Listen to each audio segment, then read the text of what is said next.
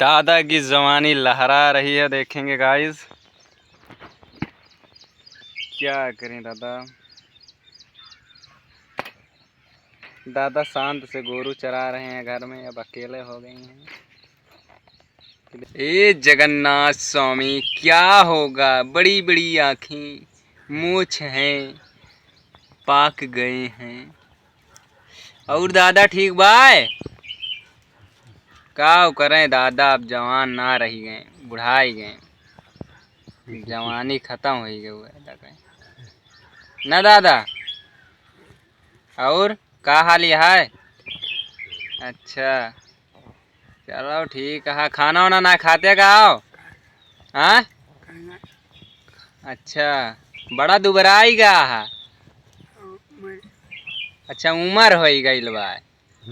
का करबा, अब उम्र तो सबका यार, जे जवान होता बुढ़ाए। लेकिन दादा की रंगबाजी यहाँ देखा, बूसट उसट खोले यहाँ एकदम चकाचक। कहाँ है रंगबाजी नंबर 1 ना देखता है का। और दादा ठीक बा।